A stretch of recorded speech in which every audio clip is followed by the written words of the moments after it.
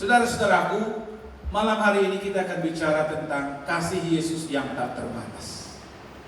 Kita tahu bahwa kasih Yesus yang tak terbatas itu tidak berhenti ketika dia sudah mati di kayu salib dan dikuburkan. 3 hari berikutnya dia bangkit dari kematian. Tetapi setelah itu juga dia terus membuktikan kasihnya yang tak terbatas, yang bukan saja kepada para murid-muridnya pada waktu itu, tetapi kasih yang tak terbatas itu juga kita boleh alami dalam setiap hidup kita pribadi lepas pribadi. Inilah berita yang mau saya sampaikan malam hari ini kepada kita. Kita akan membaca terlebih dahulu ayat ini, saudara-saudaraku. Kita akan mendengarkan dengan baik. Saya bacakan secara perlahan dari Injil Yohanes pasal 20 ayat 19 sampai ayat yang ke-22. Injil Yohanes pasal yang ke-20 ayat 19 sampai ayat yang ke-22. Saya bacakan, demikianlah firman Tuhan. Ketika hari sudah malam pada hari pertama minggu itu, berkumpullah murid-murid Yesus di suatu tempat dengan pintu-pintu yang terkunci, karena mereka takut kepada orang-orang Yahudi. Pada waktu itu datanglah Yesus dan berdiri di tengah-tengah mereka dan berkata, "Damai sejahtera bagi kamu."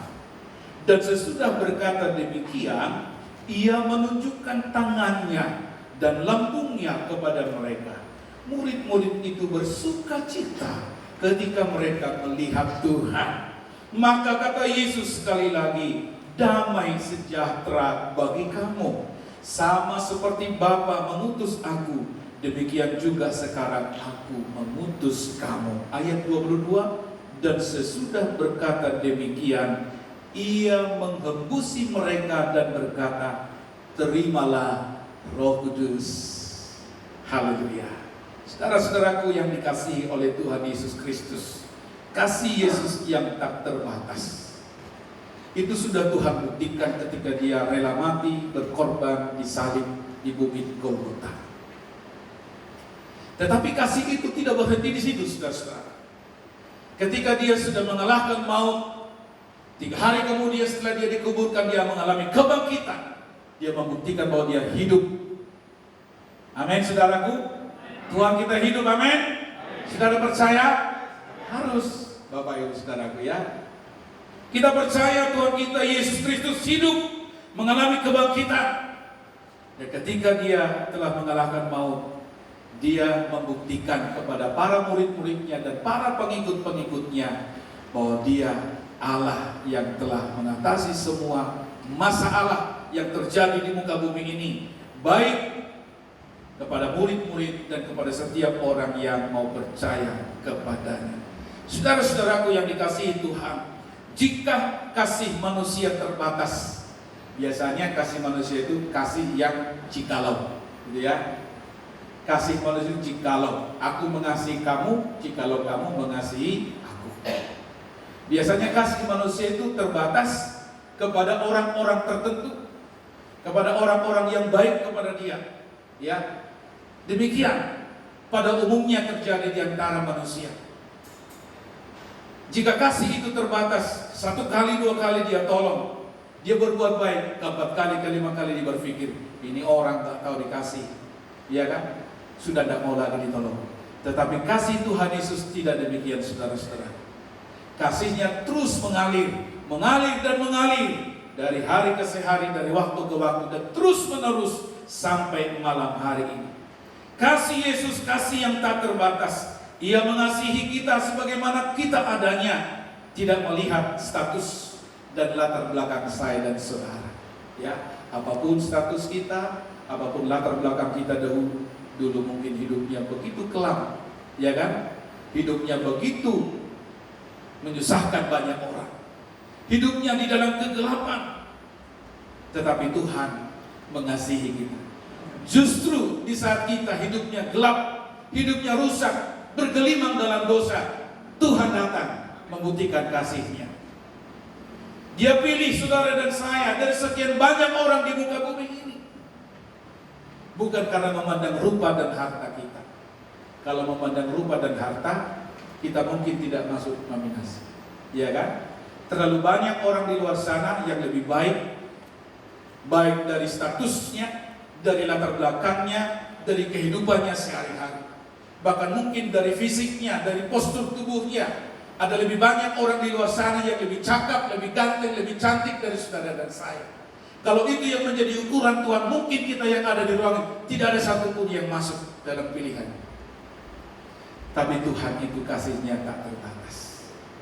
Walaupun saudara terlahir dari keluarga yang biasa-biasa, keluarga yang sangat sederhana, Tuhan cinta. Amin. Tuhan mengasihi, dan Dia sudah buktikan dengan apa?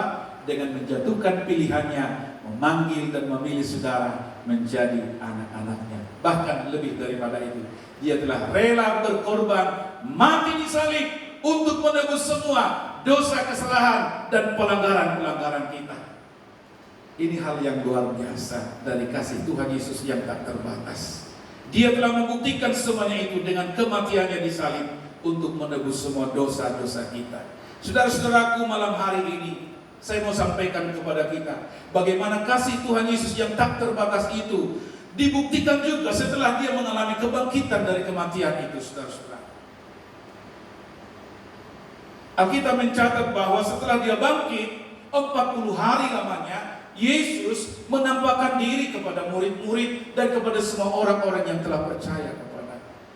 Tiap-tiap hari Dia mengunjungi, menjumpai para murid-murid dan orang-orang yang sudah percaya kepadanya, para pengikut-pengikutnya. Tentu ada alasannya, tentu ada maksud dan tujuannya, saudara-saudara. Yang pertama, kita akan melihat bagaimana Tuhan membuktikan cinta kasih-Nya yang tak terbatas itu kepada murid-murid.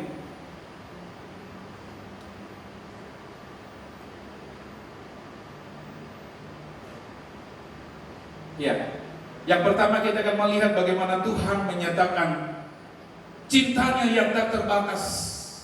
Yang pertama adalah sebagai bukti kasih-Nya kepada para murid-murid.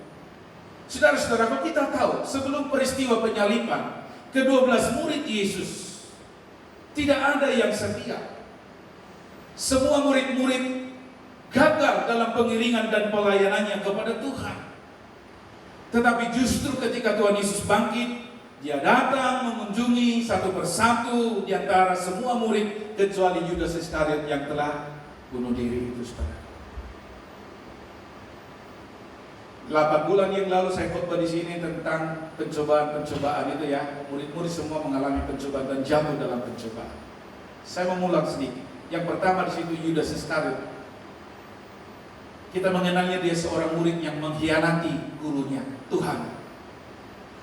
Padahal Tuhan memberikan satu kepercayaan, satu kehormatan bagi Yudas Iskariot sebagai pemegang kas, sebagai bendahara. Itu tanggung jawab yang besar loh, saudara-saudara. Memegang keuangan. Tapi kita tahu bahwa Yudas Iskariot jatuh dalam pencobaan, ya, demi uang 30 keping perak.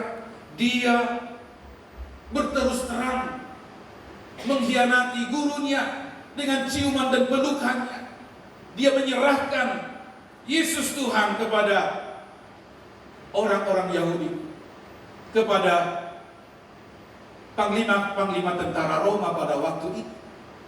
Dia mengkhianatinya, saudara-saudara. Yang kedua, kita melihat bagaimana Petrus menyangkali sampai 3 kali. Bahkan dengan bersumpah dikatakan dia tidak mengenal siapa itu Yesus. 3 kali, saudara-saudara. Itu terjadi sebelum penyaliban Yesus. Yang berikutnya adalah semua murid, ketika mereka melihat bahwa Yesus sudah ditangkap, murid-murid itu dikatakan melarikan diri dan meninggalkan Yesus seorang diri, saudara-saudara.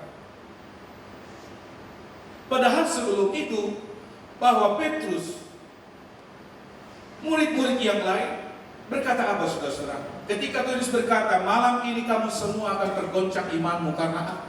Petrus yang pertama berkata, Tuhan, Sekiranya mereka tergoncang imannya semua, tetapi aku tidak. Sekalipun nyawaku taruhannya, aku siap mati untuk Tuhan. Tuhan Yesus bilang apa, saudara-saudaraku? Petrus, sebelum ayam berkokok, kamu sudah menyangkal aku 3 kali. Terjadi tidak, saudara? Terjadi, saudara-saudara. Menyangkal. Dan semua murid-murid dikatakan meninggalkan Yesus. Mereka melarikan diri dan tidak ada satu yang setia. Ini sekelas murid loh, saudara, yang sudah mendapatkan tahbisan sebagai rasul, dipilih secara langsung oleh Tuhan Yesus.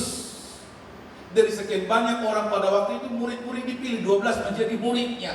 Nggak main-main loh, saudara-saudara. Tetapi lihat, saudara-saudara, ketika Yesus bangkit, murid-murid ada di mana? Mereka dikatakan tadi berkumpul di satu rumah, di satu tempat dengan pintu-pintu yang terkunci. Mereka sedang dalam satu ketakutan yang luar biasa. Dan di saat yang demikian, Tuhan Yesus datang membawa shalom, damai sejahtera bagi kamu. Ketika mereka melihat Tuhan Yesus secara langsung, dikatakan tadi, hati mereka bersuka cita. Luar biasa, saudara-saudara. Tadinya rasa takut yang menghimpit, rasa takut yang mencengkeram, tetapi ketika mengalami perjumpaan Tuhan Yesus yang telah bangkit itu, mereka mengalami sukacita yang besar. Saudara-saudaraku yang dikasihi oleh Tuhan, sekalipun murid-murid mereka itu ada yang mengkhianati, ada yang menyangkali, bahkan semua mereka meninggalkan Tuhan Yesus. Tetapi Tuhan Yesus di sini membuktikan kasih setianya yang tak terbatas. Dia datang kepada murid-muridnya. Saudara-saudaraku, saya berpikir kalau ini pakai sistem dunia, murid-murid yang semacam ini, pengkhianat, menyangkal, meninggalkan Yesus, tidak ada yang setia. Ini kan semua murid nggak becus, kalau saudara-saudara ya. Kalau saudara yang jadi pemimpinnya, murid-murid seperti ini masih dipakai kan? Kira-kira? Jujur aja, saudara-saudara. Mungkin bisa saja diresabel loh, iya kan? Ganti saja. Bisa tidak Tuhan ganti, saudara-saudara? Bisa, sangat mungkin. Bisa diganti semua ini. Oh, pengkhianat, menyangkal, meninggalkan Yesus, untuk apa dipertahankan? Tapi kita melihat bagaimana Tuhan Yesus mendatangi, menjumpai para murid-muridnya itu, yang notabene tadi semua meninggalkannya seorang diri menghadapi salib itu. Tuhan Yesus membuktikan bahwa Dia Tuhan yang setia. Amin. 2 Timotius pasal 2 ayat 13, di situ dikatakan apa? Jika kita tidak setia, Dia tetap setia, karena Dia tidak dapat menyangkal dirinya. Itulah pribadinya Tuhan kita Yesus Kristus. Dia begitu setia, Dia begitu mengasihi dan mencintai saudara dan saya. Dalam segala keberdosaan kita, kekurangan dan kelemahan kita, mungkin kita tidak pengkhianat seperti Yudas Iskariot, tidak menyangkali seperti Petrus, atau tidak meninggalkan Yesus seorang diri atau melarikan diri meninggalkan Yesus. Tetapi mungkin ada kelemahan-kelemahan yang lain. Ya kan? Ada kekhawatiran, ada ketakutan. Di saat itu Tuhan Yesus datang menjumpai saudara. Haleluya. Percaya saudara? Dalam segala keberadaan saudara hari ini, Dia mau datang menjumpai kita. Itulah bukti Yesus yang tak terbatas. Yang pertama, ya saudara-saudara, jika Tuhan tidak mengasihi mereka, pasti sudah dibiarkan, pasti sudah ditinggalkan, bahkan sangat mudah untuk digantikan, saudara-saudara. Ya. Tetapi cintanya, kasihnya yang luar biasa, Dia merindukan tidak seorang pun di antara murid-murid yang mengalami kegagalan. Dia datang. Ya. Dia memberikan penghiburan, Dia memberikan damai sejahtera, Dia memberikan sukacita, dan itulah yang terjadi di antara murid-murid. Itu yang pertama, saudara-saudara. Yang kedua, saya mau sampaikan kepada kita setelah kebangkitan Yesus dalam penampakan dirinya kepada murid-murid, dia datang untuk meneguhkan panggilan.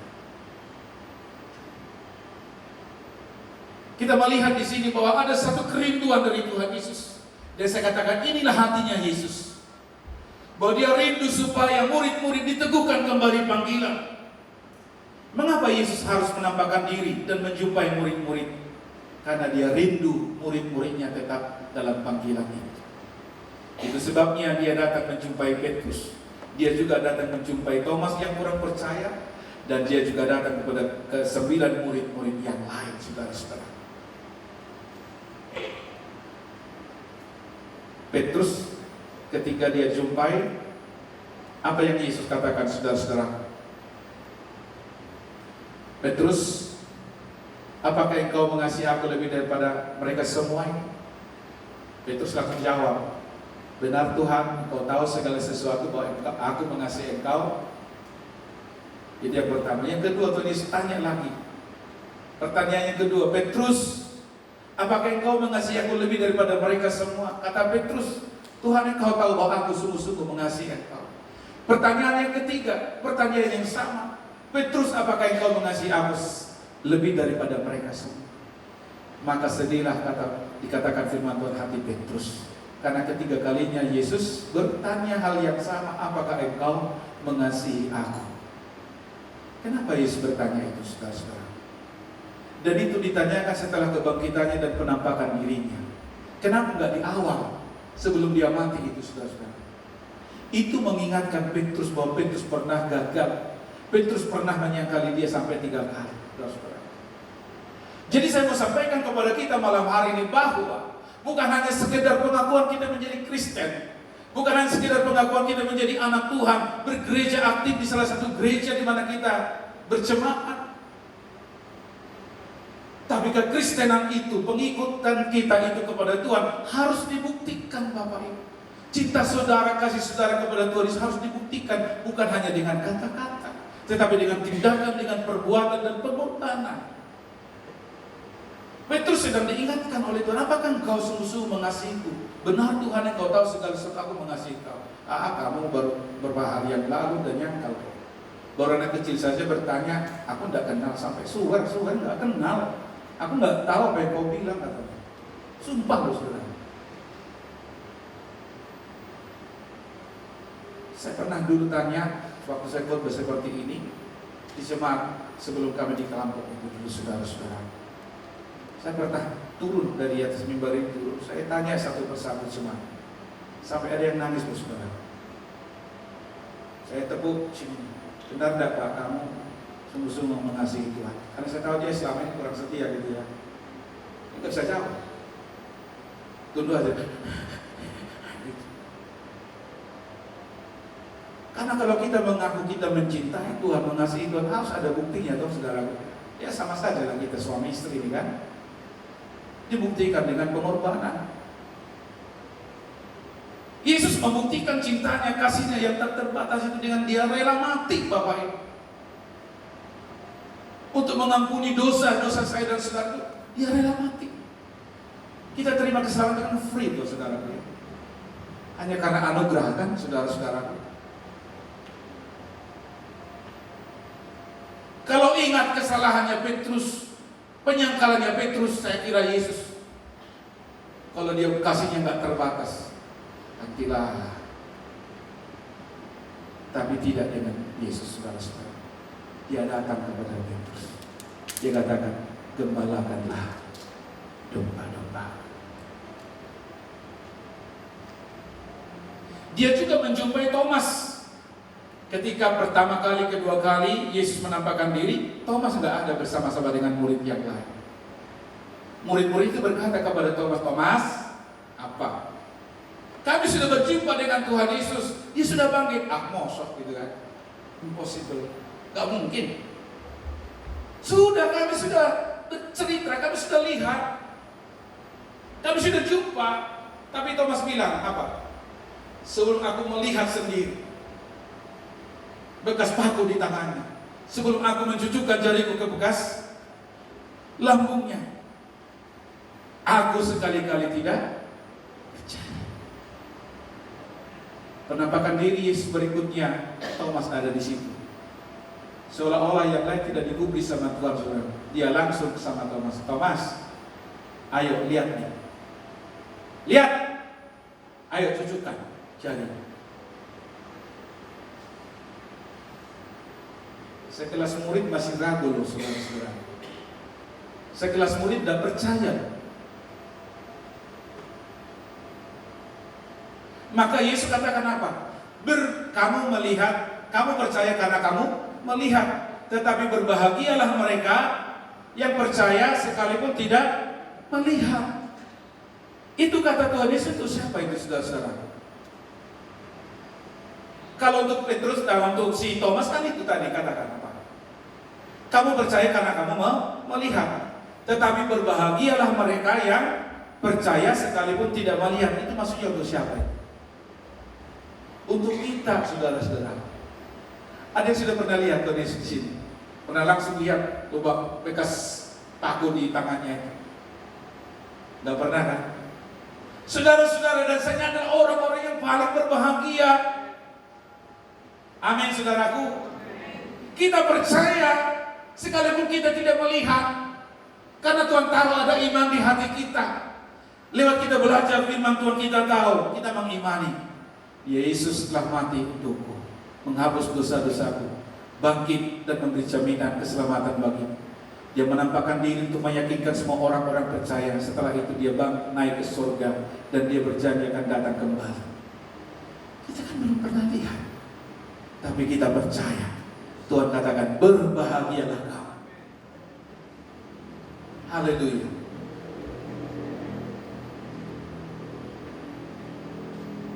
Bukan hanya Thomas, bukan hanya Petrus yang dijumpai, tetapi semua murid-muridnya juga dijumpai oleh Tuhan satu persatu. Yohanes pasal 21 ayat 1 sampai 14. Murid-murid sedang di mana itu, saudara? Ketika Yesus menjumpai para murid-murid itu, tidak lagi di rumah, karena kan sudah bertemu dengan Tuhan, sudah sukacita, sudah bahagia, sudah sejahtera. Tapi perjumpaan ini dalam Yohanes pasal yang ke-21 ayat 1 sampai 14, itu murid-murid sudah kembali ke profesi awal, profesi semula. Itu sebabnya saya katakan kedatangan Tuhan menjumpai para murid untuk meneguhkan panggilan. Tuhan rindu supaya saudara dan saya itu tetap ada dalam panggilan Tuhan, menjadi anak Tuhan yang setia, menjadi anak Tuhan yang tetap taat. Pengiringan kita tidak tergoyahkan oleh situasi dan keadaan apapun. Saya sedang berbicara dari tempat ini, Tuhan sedang mengunjungi saudara-saudaraku, supaya tidak satu pun dari engkau yang meninggalkan Tuhan. Itu maksudnya. Tuhan akan menjumpai kita secara pribadi. Sedih rasanya waktu saya baca ini mempelajari, iya ya, murid-murid kok baru aja ketemu sama Tuhan beberapa hari yang lalu, ini sudah kembali di pinggir Danau Tiberias ini kan? Iya, betul. Mereka sudah kembali kepada profesi semula sebagai penjala ikan. Saudara-saudara, saya ingatkan, itulah kasih Tuhan yang tak terbatas. Dia datang untuk meneguhkan.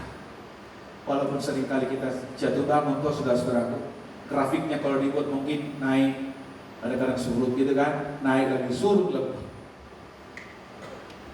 Pengiringan kita kadang-kadang demikian, karena masalah apa gitu kan. Aduh, malas deh ke gereja, malas persekutuan, malas melayani. Tuhan datang menjumpai. Ayo kembali, semangat kembali, setia kembali, melayani kembali. Kita lihat di sini hatinya Yesus. Dan misinya ke dalam dunia ini datang untuk menyelamatkan, supaya tidak satu pun di antara kita yang terhilang, yang tersesat. Tetapi setiap orang supaya berbalik dan bertobat dan diselamatkan. Itulah misinya Bapak Ibu. Dia merindukan semua orang beroleh keselamatan.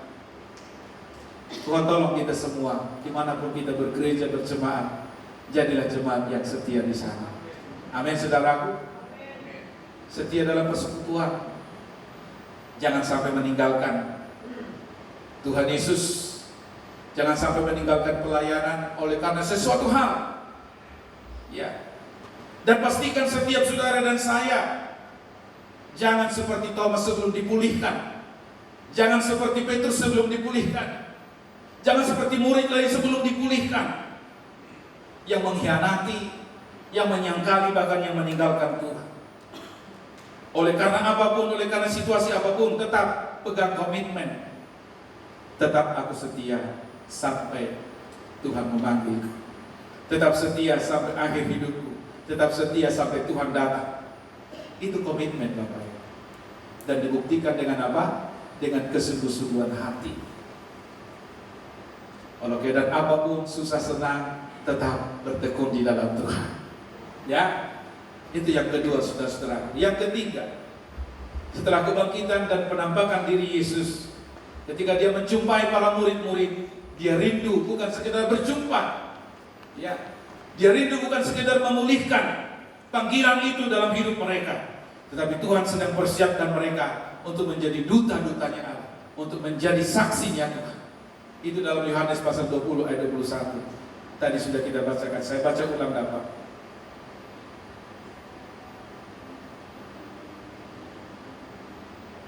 Saudara-saudaraku, kita rindu supaya setiap kita bukan menjadi jemaat-jemaat biasa, tetapi jemaat yang luar biasa dipakai Tuhan, jemaat yang aktif dan produktif, ya.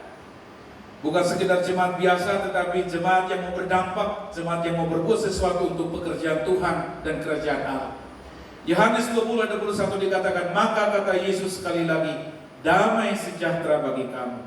Sama seperti Bapa mengutus aku, demikian juga sekarang aku mengutus kamu. Saudara-saudara, Tuhan teguhkan panggilannya supaya kembali melayani.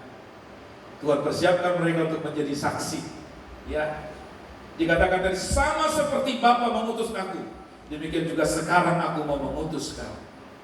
Inilah titik awal dari pengutusan murid-murid untuk melanjutkan misi Yesus ke dunia.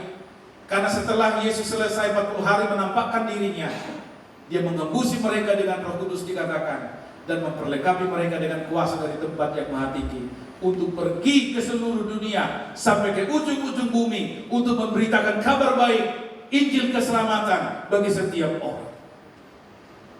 Diutus menjadi duta kerajaan Allah sampai ke ujung-ujung bumi, agar setiap orang bertobat dan percaya Tuhan Yesus. Ada tugas dan tanggung jawab yang diberikan Tuhan untuk menjadi saksi. Ini yang harus kita renungkan baik-baik Bapak Ibu, bahwa Tuhan bukan sekedar memanggil saya dan saudara itu menjadi orang Kristen biasa-biasa, tapi Tuhan rindu supaya setiap saudara dipakai Tuhan menjadi saksinya Tuhan. Saya mau bertanya Bapak Ibu, di antara Bapak Ibu yang hadir malam hari, adakah di antara kita keluarganya belum selamatkan, yang belum kenal Tuhan? Ada? Ada ya? Papa, mama, adik, kakak, ponakan, teman, sahabat, masih kan? Atau sudah semua sudah jadi orang Kristen, menjadi anak Tuhan? Sudah? Belum? Nah ini saudara-saudara, tidak kebetulan Tuhan memanggil saudara dan memilih saudara menjadi anak-anaknya. Tuhan sedang persiapkan saudara untuk menjadi saksi. Saudara dan saya harus berani menyaksikan tentang kabar baik ini. Apa yang sudah saudara terima daripada Tuhan, pengampunan yang Tuhan berikan kepada saudara, keselamatan yang Tuhan sudah karuniakan kepada saudara, kebaikan-kebaikan Tuhan yang saudara telah alami, pertolongan Tuhan yang sudah saudara alami, perlu disaksikan itu saudara-saudara.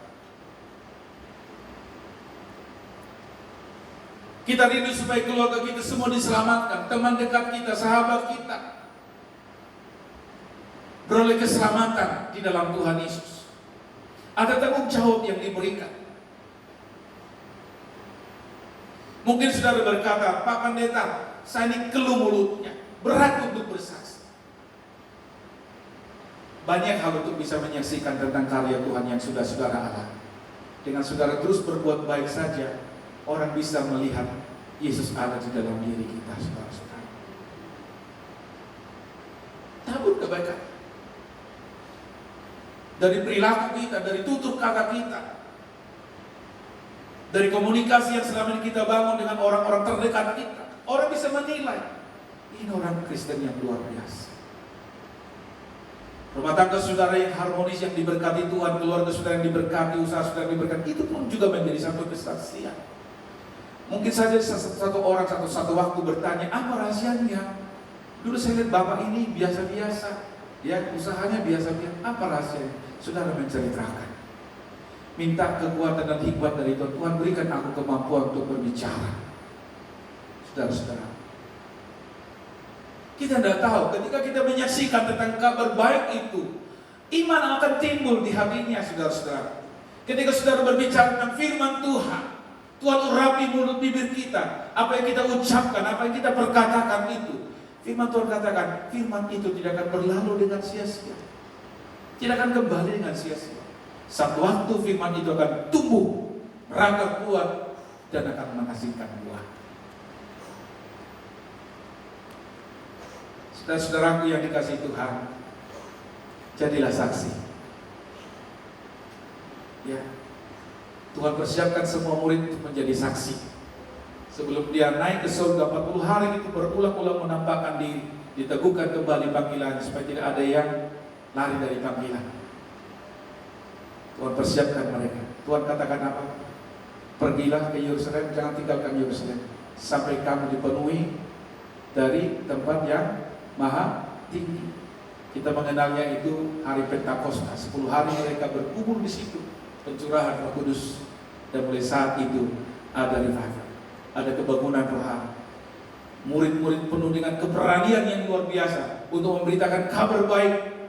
Karena Tuhan sudah memperlengkapi bukan hanya dengan hikmat, bukan dengan pengetahuan saja, tapi dengan otoritas, dengan membawa nama Yesus. Sehingga ketika mereka berbicara atas nama Yesus, yang sakit ditumpangi tangan, sakit apapun sembuh, ya kan? Yang kerasukan setan, apapun setannya di situ, dalam nama Yesus, pergi keluar setannya, saudara. Karena sudah diperlengkapi dari kuasa dari tempat yang maha tinggi. Sebenarnya sama saja. Murid dengan saya dan saudara ini sama-sama hambanya Tuhan. Saudara pun siap dipakai oleh Tuhan. Ketika saudara katakan, aku mau Tuhan dipakai menjadi saksi.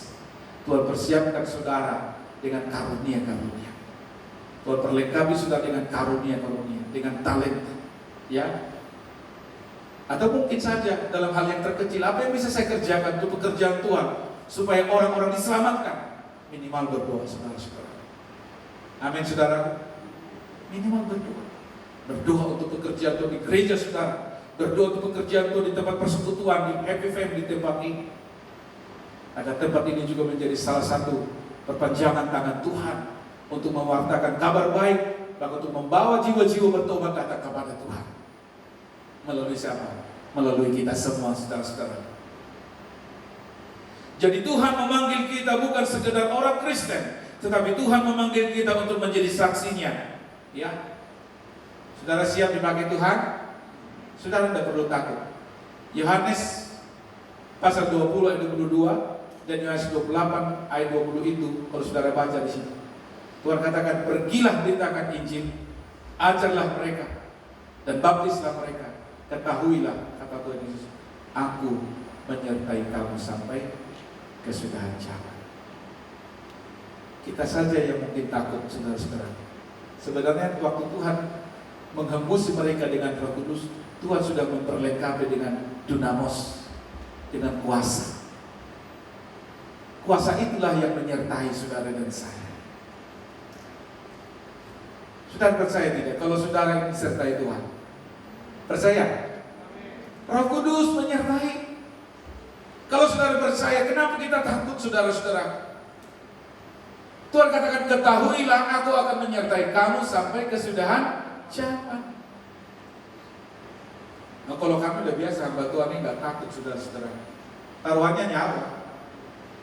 Di sekolah Alkitab, sekolah tinggi teologi yang kami mengajar itu, saya bilang sama anak-anak, siapa yang takut menginjil, siapa yang takut melayani, pulang aja kamu.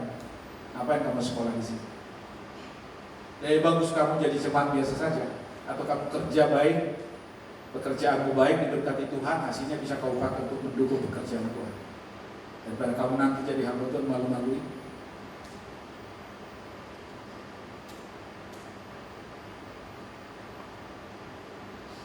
Kadang kita sendiri yang takutnya itu terlalu besar, padahal kita tahu Tuhan itu menyertai. Dan itu terbukti, murid-murid ketika mereka menginjil, pergi kemana saja, Tuhan sertai. Ada mujizat, ada kesembuhan. Jadi bukan hanya bersaksi tentang kerajaan Allah, tapi Tuhan menyertai dan meneguhkan pelayanan itu dengan tanda-tanda heran, tanda-tanda ajaib, dan mujizat-mujizat. Ini mungkin yang kurang di antara kita sekarang, di aliran Pentekoste dan karismatik, gitu ya. Kurang percaya kuasa Tuhan dan mujizat Tuhan. Kadang berpikir, benar enggak ya kuasa Tuhan itu masih ada, mujizat itu masih ada, kan enggak sih gitu ya.